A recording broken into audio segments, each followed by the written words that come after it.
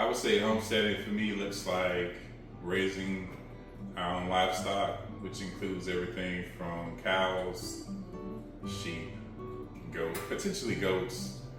We got chickens right now. We're gonna have a garden, and we also want to venture into certain businesses. We want to get into preserving our own foods and start really utilizing that knowledge, because we currently don't know how to do that as far as preserving our own foods and stuff like that. So I have a question. Would y'all ever sell y'all food or y'all livestock? Yes, that is a venture that we will begin to get into once we start breeding animals. Initially, I think we will get into it to where we grow out a certain amount of livestock and food for ourselves. That way, once we really get into it, we know what we're doing. So tell me about y'all upbringing, and do y'all have kids? I would say my upbringing, I grew up in a big family. So I grew up with both my parents, my mother and my father in the home. And I grew up with 5 brothers, no sisters. And I had animals. I had like chickens, ducks, geese, but that was just pets. So they weren't raised for food or anything like that. I was just a lover of animals growing up. So I had fish tanks, which I currently have now, which you can't see it on camera, but I do have 2 large fish tanks in there. So I also come from a large family. It's blended. So my parents were together my whole life, but my dad had children from before my mom. And so it's 7 of us total, and I'm the baby. This is my nephew by birth. This is my next sister's son. So very close family. I've experienced the loss of my dad, which was before me and Thomas. So he never got to meet my dad. And so now it's my mom who's spoiled. Shout out to Lynn. Shout out to Lynn. Anyway. Very spoiled. If you watching this, you are very spoiled. Shout out. We love you though, Lynn. Love you, Grandma. So, I guess, I'm the baby, which comes along, I'm the youngest child, so it has its own stereotype, but I also don't often feel like the youngest. I don't know how to explain that. And maybe a part of that has to do with me being in medicine. I don't know. So go ahead. And I grew up, I was the second to the oldest. So I think we had it the hardest, I would say, out of my brothers, because we had it was like, hey, they're learning on the job necessarily. So, but yeah, we still grew up, we had a strong work ethic. That's what my dad instilled in all of us as his sons. And I guess my mom wanted a daughter. That's why they have 6 sons. So, but I mean, we're all alive and well.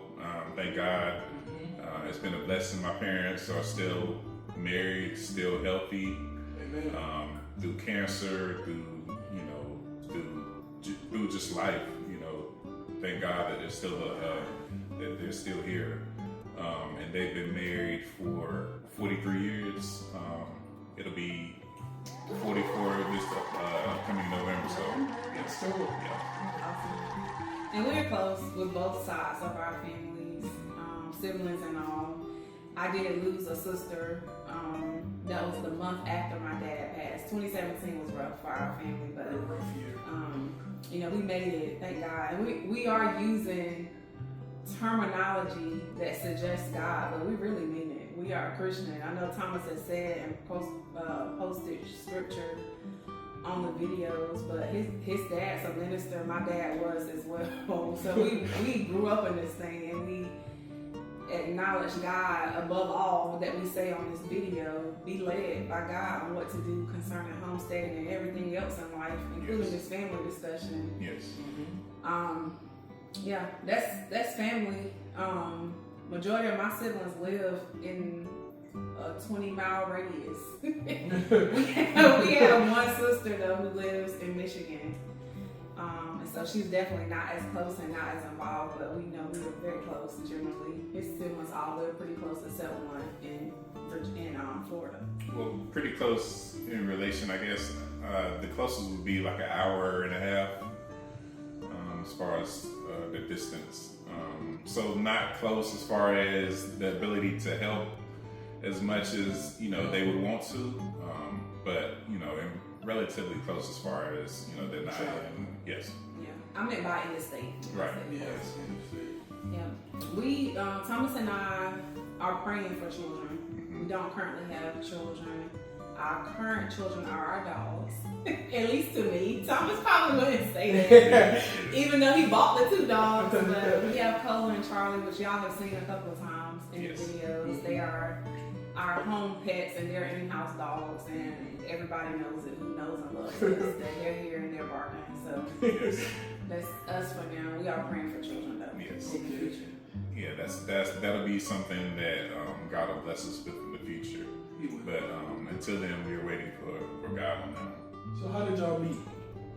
So we met online. What year was it? 2018. So, you know, Calby, you know, got at me, you know. I did actually message him first. Yeah. So she did message me. I don't remember what dating site we started off on. I don't know if it was OkCupid or what's the other one? I think it was Plenty of Fish. Plenty of Fish, okay. I could definitely be wrong, but I think it was Plenty of Fish. But yes, we did meet on a dating website. Shout out, no. Yeah. Well, no, not Which shout out. is crazy. They're not That's probably, Yeah. that would be a story for another day, I think. Yeah. As far as the process we were individually going through before meeting on a dating website. That was an interesting scenario, but we got married pretty fast, I think. Yes. It didn't feel fast, honestly, but looking at other people dating now, I think we were fast. Definitely a fast engagement. So how long was it? The engagement? Well, as far as in relation to when we met and then got engaged and then marriage. We met, as far as first message, it was probably October of 2018. I know it was October of 2018 because of what I just said. But we didn't really start dating, I would say, till end of November of that year. And then he proposed September of the next year. I met his parents probably January of the next year. It was, when I say fast, I mean like normal steps was fast. That duration of dating wasn't too bad. Right. As far as engagement, some people are engaged for 3 to 5 years, and I'm like, which it doesn't. I mean, for us, I guess it wasn't necessary. And I don't think in general, if you meet somebody and they hit certain parameters, you have the same morals and certain characteristics and personalities that mesh well together, I think it shouldn't take that long. I do think it was a God link too. He proposed in September and we got married in January. That was January of 2020. It was right before COVID. And honestly, we toyed with the idea of pushing it back because we wanted a small wedding. We even considered courthouse, quite honestly. But we toyed with not doing small and pushing it back so that we would have time and financial planning. But the desire to go ahead and get married trumped that, and thankfully it did, because the very next month, I think, February or March or so, U.S. shut down. So yes, definitely. If we had pushed it back, it would have definitely been affected by COVID more than it was. Definitely. Yeah. My last day at school. Yeah. So we got married the end of January, the 26th. So it was definitely, I think, Shout out to B. timer. Shout out Kobe. Oh yeah, shout out Kobe. Oh yeah. That was I'll just say Kobe Bryant was and is my favorite athlete, favorite basketball player. Lakers are my team. Also the Eagles. You know, we just beat the Cowboys yesterday. But yeah. Shout out to the Commanders. Nah. But yeah. Kobe died on our wedding. Yeah, that was. They did that. I was actually. It was very unfortunate. I was actually in the back at the time, ready to come out. And then I thought it was a hoax at first because you know how they be killing all celebrities and everything else. Yeah. And I was praying, well not praying, I was hoping that it was a hoax, and then come to find out it wasn't, and that just A lot of emotions. yeah, especially after the wedding and all the festivities, and then it was kind of like I was glued to the TV and trying to get more information on it. But yeah, it was a joyous occasion, of course, you know, blessing of marrying my wife, but also a tragic occasion as far as, you know, Kobe Bryant died on the same day, you know, so yeah. So, what is y'all aha moment to start the homestead or the farm? I would say I've been looking I've always wanted land. Okay. Not necessarily for farming, but just to have it for recreational or hunting. But I think it was just time and place, and then as far as the resources, as far as finances, we had the ability to put a good amount down as far as on the down payment for land. Was there a specific moment or an event that made you say, I want to live this life? I would say just the way the world is changing. The world is more divisive. It's more chaotic right now. And you're just not sure as far as the food industry. You're not sure what is going to be going on. So I think that just really drove it as far as, and just waiting on God as far as, hey, making sure God is ordaining this particular thing, you know, because, you know, that was very specific that we have as far as, you know, buying this much land and deciding to raise our own animals and food, that sort of thing. I think the main thing is God giving us that God week basically to start. And that started with God granting us the resources as far as finances to be able to buy land, because I know there's a lot of videos online saying that you could buy land with zero down and no money, that sort of thing, but that's really not true if you really think about it. You do have to have money, not necessarily, you know, half down or something like that, but you really do have to have money to start homesteading in general.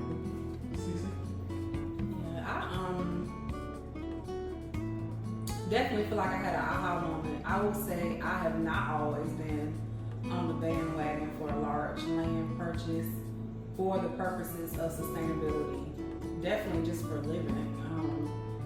But I think a part of what comes along with working in medicine is you see the result of when you don't watch what you put in your mouth. Health-wise, I have been through personal health issues as well, as a result of just poor decision making with your bodies. And I watched, I got really food conscious, I think, since being married, and I watched You Are What You Eat, which I highly recommend. Normally I don't do shout outs for much, but I do recommend watching that series because you get to have a better idea of processes that can seem harmless and have become normalized because of how we go about buying our groceries, that you bypass what happened to this meat before it got in my hands at the grocery store. And that triggered a lot in me. I'm very decisive when it comes down to certain things in my life, and buying land was not one of them, but deciding that I will know what I'm eating and do better by that. I'm very decisive about. I cut red meat out my diet last Valentine's Day 2 years ago. So we're rolling up on 2 years with me not eating red meat, which is also a part of us, you know, an idea of what we're going to actually need to grow and provide for food. I might feel differently about eating red meat if we grow it ourselves, and I know what that red meat ate. Right. But like I mentioned before, a part of that documentary had a big part of mass production in a county very close to us in North Carolina. And we got to see just how poorly these animals are processed and treated and fed and neglected concerning health. And the U.S. standards for our health is lower than their standard for making money, and it really affects our health. As a health provider, it does affect our health. I feel like a lot of illnesses we have could be prevented if we didn't eat processed foods or bypass a lot of the steps that the U.S. doesn't care about. So that was an aha moment for me, and it took illness. It took discussing with my other friends who are physicians, and it took me seeing a documentary to see how bad it is to really have an aha, like, yeah, we actually can do this. Thank God we can at that point, and we should, you know. Okay. So what is some inquiries or surprises y'all had when y'all bought the land? I would say one surprise was when I first toured the land, I did not know it had a pond on it. So when we were walking the property, he also mentions, hey, there's a little small pond on the property. And that blew my mind because I always wanted a pond. That was going to be a goal. Is one of the first initial things I want to do is build a pond if it didn't have one. But thank God it did have one. Even though it's a small one, I'm able to expand it out if I want to. But that was definitely a good surprise to see. Yeah, I agree with that. Especially with Caleb, we picked up on fishing over COVID as a way, you know, to have something to do and get outside and not have the restriction of indoor restrictions. We started fishing a ton during COVID. We don't as much now, but we will, and we'll have our own pond to fish at. So it was definitely a big deal for us because that had just become a lifestyle. On the other side of this camera is a fishing pole on the wall, so we do. That really was attractive to us and a surprise. I think, on the contrary, a surprise for me was that there is a burial plot on the land that I didn't know about. I'm not a scary person with death or afterlife, but it is kind of strange, and it's not uncommon actually in at least this part of the U.S. I imagine anywhere though, just these older plots of land that weren't built on or no structures on. They buried their loved ones outside, basically. And so it's a small burial plot. That was a surprise for me. It also was surprising. We have trail cams, and I'm sure you put some footage from the trail cams up. There's been a bear on the land, which was a surprise for me. I'm not a country bumpkin. I'm familiar with country, but I was shocked to see a bear. The size that it was, at least on the land. So those are kind of like bad surprises, but you know, not bad, but not good either. Well, it's good for me because I want to hunt it, so I mean, there you go. I would say not a necessary surprise, but well, I guess it is the amount of deer that's on the land. It is surprising. Which there are a lot of hunters. There's a big hunting club near the property, and one guy stopped me. He was like, "Man, you got a gym right there. It's prime hunting over there," and I can definitely tell because it's infested with deer. We have raccoons, wild turkey, bobcats. I haven't seen a fox, coyote. Yeah, we had coyote. You know, that's you can hunt them all season long. Right. So invasive.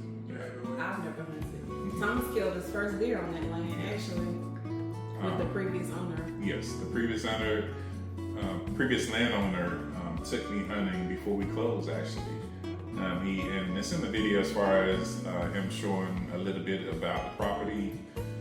Even showing as far as certain things that you can remedy as far as medicinal use and practical use, as far as like the pine, that sort of thing, and is flammable. That sort of thing is pretty interesting to me. So just learning certain characteristics about the plants animals on the property. That's pretty exciting and surprising for me. We appreciate you watching part 2 of our Meet the Newkirks Q&A series. Please like, share, and subscribe, and feel free to leave us a comment. Stay tuned for part 3. Peace out, Newkirk Harvest Farm.